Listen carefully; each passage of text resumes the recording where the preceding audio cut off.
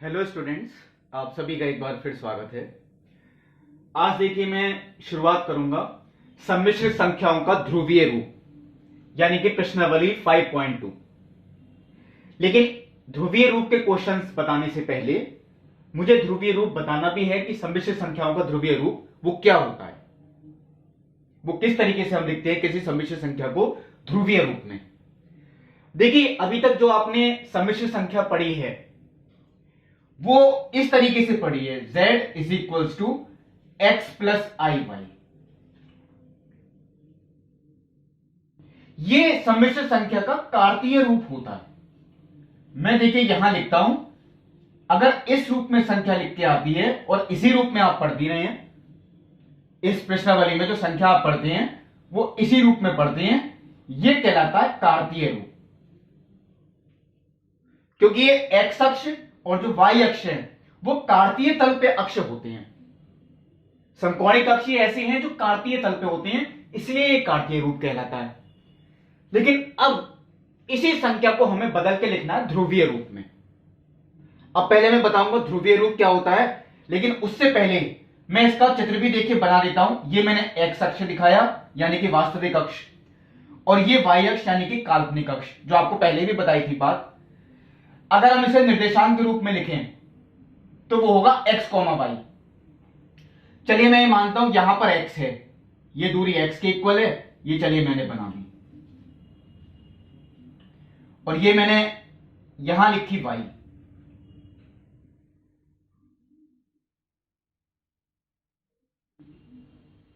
ये जो दूरी थी ये है y। तो इस बिंदु के जो निर्देशांक हुए वो हुए x, y, और वो इसी संख्या को निरूपित कर रहे हैं। ये बात मैंने आपको पहले भी बताई थी, किसी भी सम्मिश्र संख्या को हम निर्देशांकों के रूप में भी लिख सकते हैं, क्योंकि किसी सम्मिश्र संख्या को हम अक्षों पर दिखा सकते हैं कार्तीय तल पर। इसके निर्देशांक क्या है, x, y, वो हमने दिखा दिए कार्तीय अक्ष पर। अब देखिए ये जो संख्या है, चलिए मैंने इसे P बिंदु मान लिया, ये बिंदु इस संख्या को निरूपित कर रहा है जिसके निर्देशांक हैं x, y। तो मैंने बिंदु P को बिंदु O से मिलाया,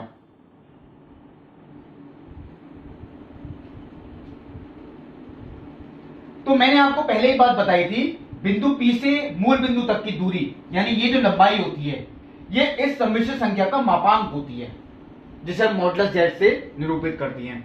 ये होती है सम्मिश्र संख्या का मापांक। अब देखिए सम्मिश्र संख्या का मापांक मैंने आपको बताया था मॉडुलस z से निरूपित करती हैं, मॉडुलस z, और उसका सूत्र भी मैंने बताया था। चलिए एक बार और लिखता हूं, modulus z is equal to under root X square plus Y square. हम मापांक को r से भी निरूपित कर सकती हैं। ये मैंने आपकी बार देखिए यहां r लिखा है क्योंकि मापांक ही तो है मॉडुलस z, इसे मैंने r से निरूपित किया, यानी बिंदु P से मूल बिंदु तक की जो दूरी है OP, उसे मैंने r माना, यानी r इज इक्वल टू ये मैंने चलिए आगे लिख दिया, ये r है। और ये जो कोण है जिसे आप कोणांक कहते हैं, ये मैंने थीटा माना है। आपने दोनों चीजें पढ़ी हैं, मैंने शायद इसके क्वेश्चन नहीं कराए होंगे, अब आएंगे वो मापांक और कोणांक। ये मैंने बेसिक कॉन्सेप्ट वाले वीडियो में बात बताई थी कि मापांक और कोणांक क्या क्या होती हैं। ये देखिए मापांक यानी लंबाई, ये कोणांक है जिसे हम थीटा से निरूपित कर रहे हैं। तो किसी सम्मिश्र संख्या को अगर हम r और थीटा के पदों में ले आए वो कहलाता है इसका ध्रुवीय रूप यानी कि पोलर फॉर्म।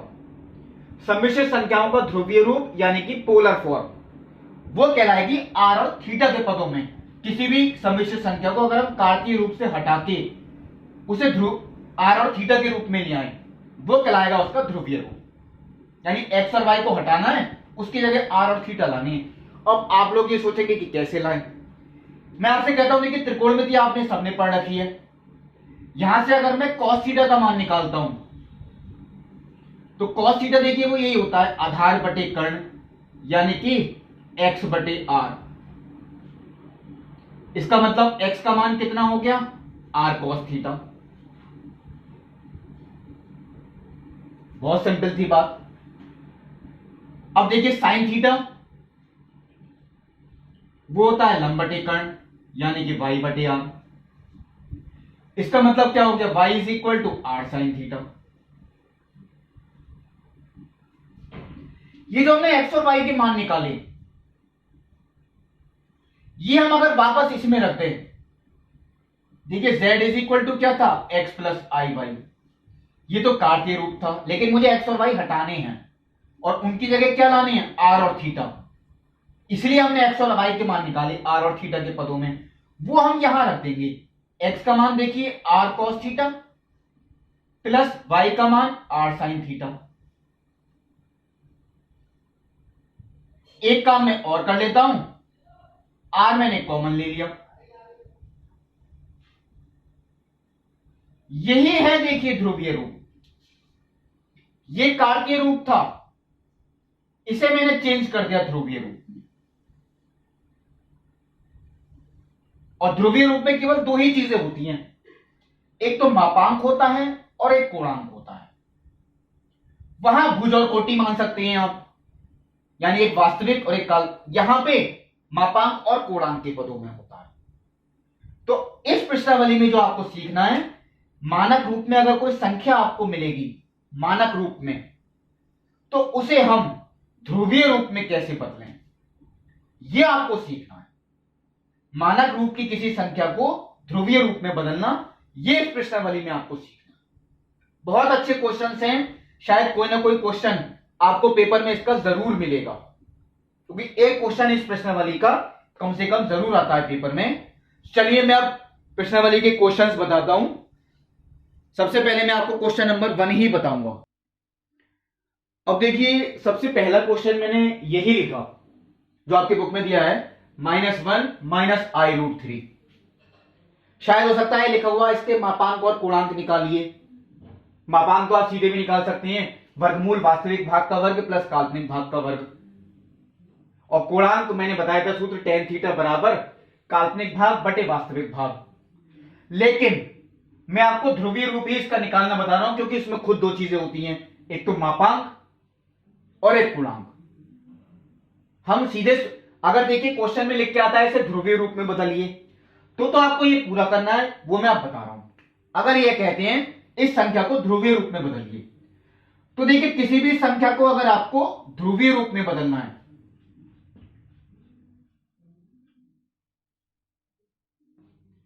उसे आप जैसे सूत्र के इक्वल रख दीजिए, जो मैंने अभी आपको सिद्ध बताया था।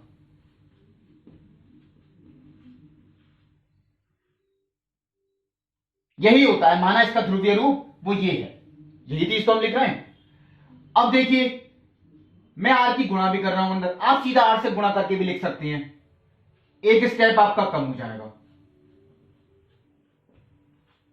Are cos theta plus i r sine theta.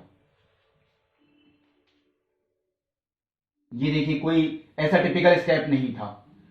अब देखिए, ये भी सम्मिश्र संख्या है और ये भी सम्मिश्र संख्या है, और दो सम्मिश्र संख्याएं अगर समान होती हैं यानी बराबर, मैंने बताई थी आपको बात, वो सिर्फ तभी पॉसिबल है जब इनके वास्तविक भाग बराबर हों और काल्पनिक भाग भी बराबर हों।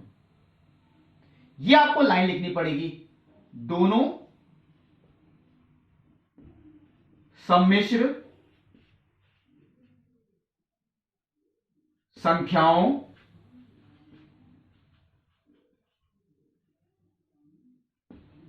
के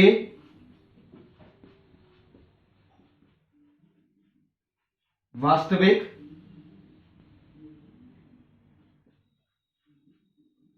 तथा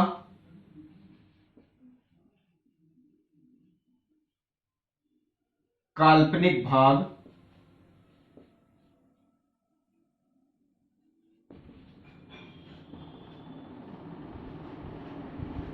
बराबर करने पर।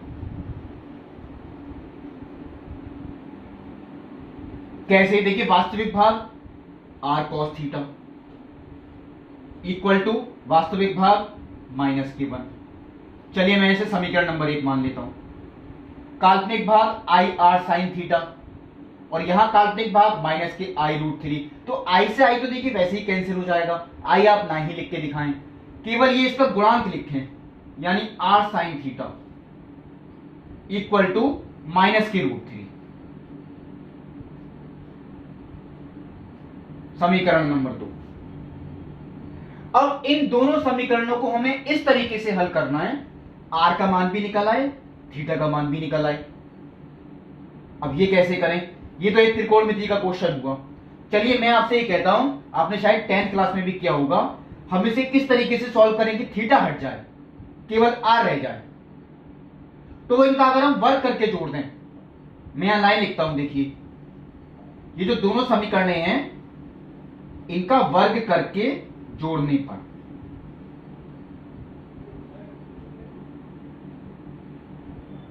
क्या आएगा? देखिए पहले का वर्ग r square cos square theta, दूसरी का वर्ग r square sine square theta, -1 का स्क्वायर -√3 का स्क्वायर।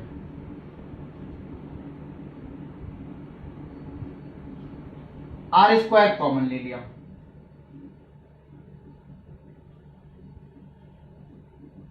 -1 का स्क्वायर प्लस के 1, -√3 का स्क्वायर प्लस के 3। इसका मान 1 होता है, इसलिए जोड़ा गया था इसका वर्ग करके। तो यहां केवल आर स्क्वायर बचा इक्वल टू 4।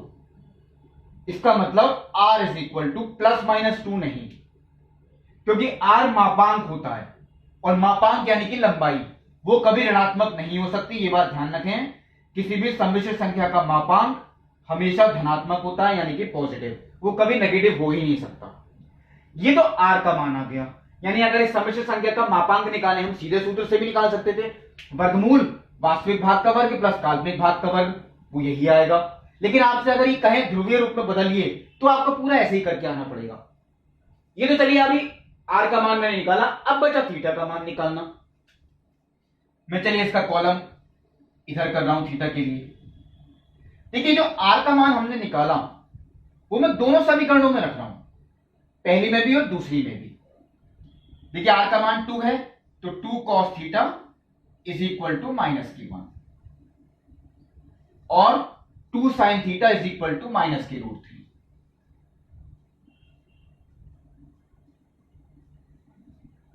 इसका मतलब cos theta is equal to -1/2 और sin theta is equal to -√3/2।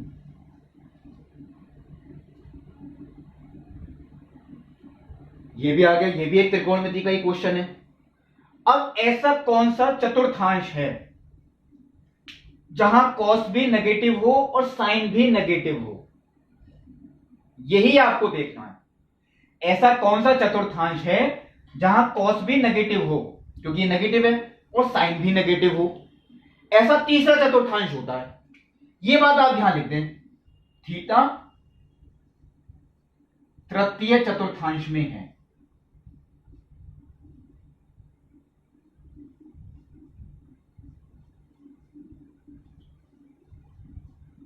अब थीटा का मान हमें निकालना है। अगर तीसरे का कोण है, ये मैंने आपको बेसिक कॉन्सेप्ट में भी बात बताई थी, तो हम 180 में जोड़ के निकालेंगे। दूसरे का होता है 180 में से घटा के निकालते हैं, तीसरे का होता है 180 में से जोड़ के, और चौथे का होता है तो 360 में से घटा के, या माइनस थीटा, कुछ भी हो सकता है। यही मैंने देखिए लिखा पाई प्लस। अब वो कितना जोड़ना है यही आपको देखना है। ये त्रिकोणमिति में भी मैंने बताई थी बात, फिर देख लीजिए एक बार आप। देखिए कॉस का मान माइनस कब होता है? तीसरे में, तो माइनस के लिए तो ये लिख दिया मैंने 180 प्लस। साइन भी माइनस कब होता है? तीसरे में, 180 प्लस। ये बात तो इसलिए आ गई क्योंकि माइनस इसमें इंक्लूड हो गया। अब आप माइनस पे ध्यान नहीं देंगे। कॉस का मान 1/2 कब होता है? 60 पर। माइनस पे ध्यान नहीं देना, 1/2 कब होता है? 60 पर। साइन का मान वर्गमूल 3/2 कब होता है? 60 पर। सेम आएगा कोण, तो जो कोण यहां आ रहा है देखिए, यानी 60 π/3, वो आप यहां लिख दें। इसका मतलब जो थीटा का मान आ गया 4 π/3, ये हो गया सम्मिश्र संख्या का कोणांक। ये हो गया सम्मिश्र संख्या का कोणांक। तो आपसे देखिए मापांक और कोणांक हम तो सीधे भी निकाल सकते थे। कोणांक tan थीटा बराबर काल्पनिक भाग बटे वास्तविक भाग। ये बात देखिए, यहां से भी क्लियर होती है बात कि कौन से चतुर्थांश में है। एक्स भी नेगेटिव है, वाई भी नेगेटिव है, तीसरा ही चतुर्थांश होता है। और ये बात यहां से भी क्लियर होती है, कॉस भी नेगेटिव हो, साइन भी नेगेटिव हो तीसरे में। तो मापांक भी निकल गया, कोणांक भी निकल गया। अब आता है जो सम्मिश्र संख्या आपको दे रखी थी उसका ध्रुवीय रूप। ये कैसे निकालें? बहुत सिंपल। देखिए ध्रुवीय रूप का सूत्र यही तो था, मैं टिक कर रहा हूं। यानी ये संख्या is equal to this, r का मान आर की जगह रखते हैं आप, यानी कि 2, थीटा का मान थीटा की जगह 4π/3, तो कॉस 4π/3 प्लस आई साइन 4π/3। ये देखिए उत्तर हो गया। इस सम्मिश्र संख्या का ध्रुवीय रूप वो ये होता है 2 ब्रैकेट में cos 4π/3 प्लस आई साइन 4π/3। ये देखिए मैंने आपको पहला क्वेश्चन बताया। अब देखिए मैं एक क्वेश्चन आपको और बताता हूं, तब आपकी प्रैक्टिस ठीक हो पाएगी। अब देखिए एक क्वेश्चन मैंने और लिखा, वर्गमूल 3 माइनस आई। शायद आपकी बुक में नहीं हो, बुक के आप खुद ही कर सकते हैं। मैं एक अपनी तरफ से भी बता देता हूं, वर्गमूल 3 माइनस आई, इसे हमें ध्रुवीय रूप में बदलना है। तो देखिए जो भी सम्मिश्र संख्या अगर मानक रूप में आपको दे रखी है, मानक रूप यानी x प्लस आई वाई या x माइनस आई वाई, उसी को आप मानेंगे। अंश बटे हर में कोई दे रखी हो, उसे पहले मानक रूप में बदलना पड़ेगा। ये मानक रूप में है आपकी, कोई प्रॉब्लम नहीं पड़ेगी। माना वर्गमूल 3 माइनस आई बराबर r cos theta plus i sine theta, यानी कि वर्गमूल 3 माइनस आई बराबर r cos theta plus i r sine theta. दोनों सम्मिश्र संख्याओं के वास्तविक तथा काल्पनिक भाग बराबर करने पर, ये तो आपको जरूरी नहीं ध्रुवीय रूप का क्वेश्चन हो, किसी भी क्वेश्चन में अगर आपको लगता है कि दो सम्मिश्र संख्याएं बराबर हैं यानी समान हैं, तो आपको उनकी तुलना करनी ही पड़ेगी। वास्तविक भाग वास्तविक के इक्वल रखना है। देखिए r cos theta is equal to √3, और काल्पनिक काल्पनिक के इक्वल रखना है, r sine theta is equal to -1। इन दोनों समीकरणों का वर्ग करके जोड़ने पर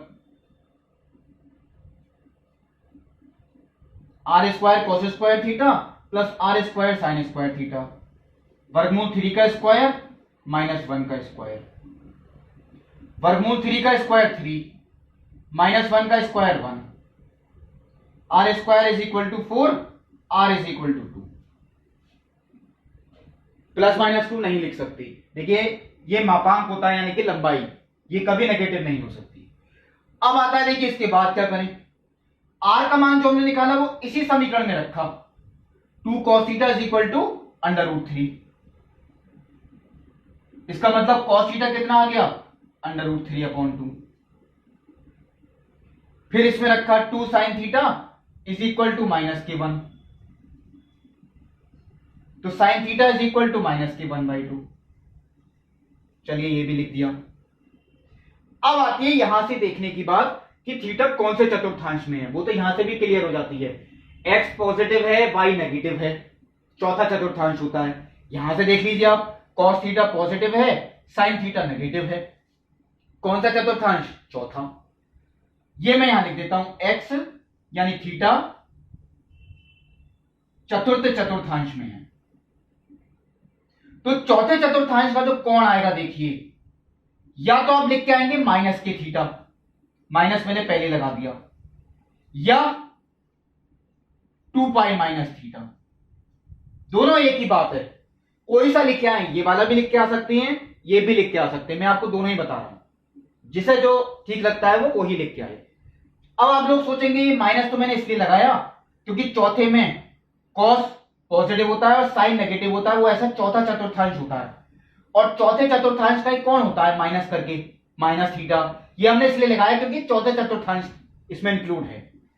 अब हमें केवल ये ध्यान देना है cos का मान वर्गमूल 3/2 कब होता है, या साइन का मान 1/2, माइनस तो देखना ही नहीं है, वो तो इसमें इंक्लूड हो गया। ऐसा कौन है 30, cos 30 होता है वर्गमूल 3/2 और साइन 30 होता है 1/2, 30 का मतलब π/6 या 2π - π/6। या तो ये वाला लिख के आए आप, या ये वाला लिख के आए। तो यहां से तो मैंने ये लिख दिया theta is equal to minus के पाई बाई 6, या हम ये भी लिख सकते हैं 11 पाई बाई 6। दोनों ही ठीक हैं, कोई डिफरेंस नहीं है। अब आता ध्रुवीय रूप लिखना। तो ध्रुवीय रूप तो देखिए यही था, आर का मान मैंने 2 लिख दिया, कॉस थीटा यानी कॉस माइनस के pi by 6 plus i sine minus के पाई बाई 6। ये देखिए कंप्लीट हुआ। बहुत अच्छा क्वेश्चन था, ये मैंने आपको बताया, अपनी तरफ से बता दिया। सारे क्वेश्चंस इसके कर सकते हैं। हाँ, एक क्वेश्चन और है ऐसा, चलिए वो मैं आपको बता देता हूं, वो शायद आपकी बुक में ही दिया हुआ है। देखिए एक क्वेश्चन मैंने बुक का ही और लिखा, जैसे ये दे रखा है माइनस के 3, 6 क्वेश्चन है ये। एक क्वेश्चन में अकेला आई भी दे रखा है, वो चलिए मैं आपको होमवर्क में भी दे सकता हूं। अब आप लोग ये सोचेंगे इसे हम ध्रुवीय रूप में कैसे बदलें। कोई भी संख्या, ये संख्या देखिए शुद्ध वास्तविक है, शुद्ध काल्पनिक वो जैसे मैंने आपको बताया, आपको होमवर्क में क्वेश्चन करना है, केवल आई दे रखा है, वो शुद्ध काल्पनिक है। हम इसे सम्मिश्र संख्या के रूप में कैसे लिखें। तो ये जो माइनस की 3 संख्या आपको दे रखी है, इसे आप माइनस के 3 प्लस 0i इस तरीके से लिख के दिखाएं। इसका काल्पनिक भाग 0 है, इसलिए ये शुद्ध वास्तविक है। अब जो आपको होमवर्क में क्वेश्चन करना है वो केवल आई है, उसका वास्तविक भाग 0 है, तो वो 0 प्लस आई इस तरीके से लिख के दिखाएं आप, 0 प्लस आई। और अगर माइनस आई दे रखा हो तो 0 माइनस आई, क्योंकि उसका वास्तविक भाग 0 है। आप किसी भी संख्या को सम्मिश्र संख्या के रूप में लिख सकते हैं, अगर वो शुद्ध वास्तविक हो या शुद्ध काल्पनिक हो। ये देखिए माइनस के 3 प्लस 0i। अब वही लाइन, दोनों सम्मिश्र संख्याओं के वास्तविक और काल्पनिक भाग बराबर करने पर r cos theta is equal to minus के 3, r sine theta is equal to 0, क्योंकि वास्तविक वास्तविक के बराबर रख दिया, काल्पनिक काल्पनिक के बराबर। अब इनका अगर हम वर्क करके जोड़ें, हर क्वेश्चन में यही करना है, तो माइनस 3 का स्क्वायर प्लस 0 का स्क्वायर यानी कि 9 प्लस 0, यह आपका 9 आता है। तो r इज इक्वल टू 3, ये तो यही कंप्लीट हो गया। अब r का मान अगर मैं इस समीकरण में रखूं, दोनों में ही रखना है, तो 3 cos theta is equal to minus के 3, cos theta is equal to minus के 1, 3 sin theta is equal to 0, sin theta is equal to 0। यहां तक तो चलिए मैंने कर दिया। अब आती है बात हमें चतुर्थांश देखने की, जिसमें cos नेगेटिव है। अब ये साइन को हम पॉजिटिव माने या क्या माने, ये तो देखिए नहीं कह सकते। साइन क्योंकि 0 है, तो ये ना तो पॉजिटिव है ना नेगेटिव है। तो मेन तो ये इस बात पे रहा देखिए कि यहां cos नेगेटिव है। तो मैं आपको यहां से ही कहता हूं माइनस की 3 प्लस 0i, x नेगेटिव है, y का मान 0 है। देखिए जब आप x अक्ष और y अक्ष बनाते हैं, मैं आपको बताता हूं, तो इस बिंदु के निर्देशांक माइनस के 3,0 आएंगे, और माइनस के 3,0 देखिए वो इस अक्ष पे होंगे, माइनस के 3,0, क्योंकि वो x नेगेटिव है। अब आप लोग सोचेंगे कौन सा चतुर्थांश है, ये तो दूसरा भी हो सकता है, ये तीसरा भी हो सकता है। अब इसमें कैसे लिखें, हम कोई भी लिख सकते हैं, मैं आपको निकाल के दिखाऊंगा कौन सा चतुर्थांश में है। मैं यहां पर द्वितीय भी लिख सकता हूं, मैं यहां पर तृतीय भी लिख सकता हूं, कोई फर्क नहीं पड़ेगा। मैं चलिए आपको द्वितीय ही लिख के दिखा रहा हूं।